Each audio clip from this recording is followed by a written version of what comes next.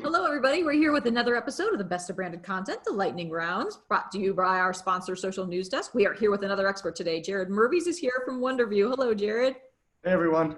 So Jared and I have been working closely on the branded content project, really coming up with best practices for sales teams, what's going to work best for your advertisers. Jared has 4 tips today to really talk through, what's best practices for selling branded content. Jared, why don't you jump right in? Sure. Tip number 1, when you're selling branded content, your value is your audience. The content is simply the vehicle to connect the brand partner and your engaged audiences. So here's how to validate a qualified prospect for a branded content program. Number 1, for it to be a good fit, they really must believe their target audience is already on your platforms. Number 2, for branded content program, the client's marketing goal should be awareness and engagement. You probably have a lot of clients you work with that are kind of bottom of the funnel lead gen. For branded content programs, we're focusing on value of awareness and engagement. And then lastly, align value with your pricing methodology. I recommend pricing on impressions. This aligns with traditional O&O pricing methodology. It also will harness the full power of your engaged audiences and allow you to maximize your value for the client. Cool. Tip number 2, let's grow some share. There are a ton of other marketing budgets and teams that might be interested in your branded content solutions. So think outside the box of your traditional advertising bucket and look for other teams or marketing budgets you can go after with branded content programs. A great example is sponsorships. Brands have major dollars against sponsoring events and activations where they believe their customers will most likely be. However, with COVID, we know a lot of these events in stadiums, events or sponsoring the Labor Day parade or upcoming Thanksgiving Day parade have been scaled back or canceled altogether. Well, your marketing partners are looking for ways to reallocate those dollars. A branded content sponsorship could be a great way to connect them with their engaged audiences. Another example would be cause marketing. This is a really popular one, and it's relevant for any market size.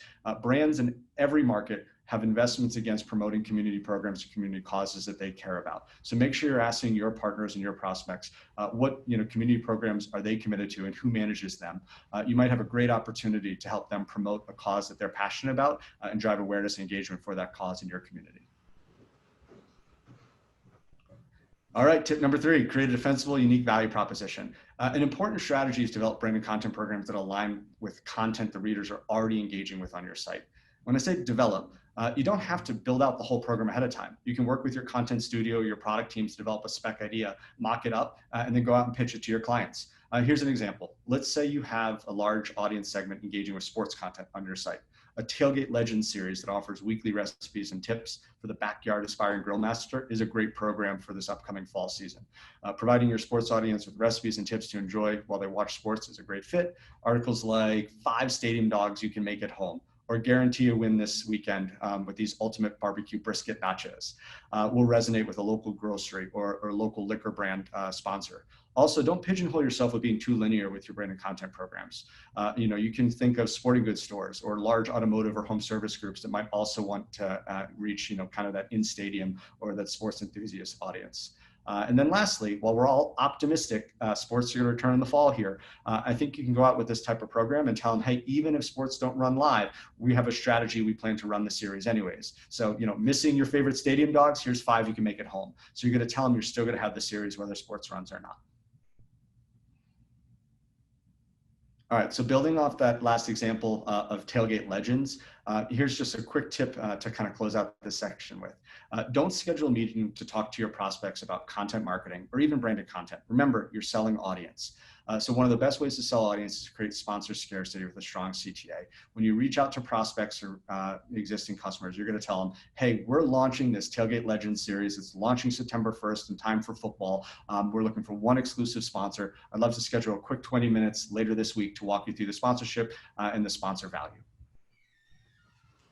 Jared, that was awesome advice. I appreciate everything you guys have been sharing with the teams all out over there across the industry. Really, everybody's trying to learn and best figure out how to sell this. So we appreciate all the advice you're able to share with the crowd today.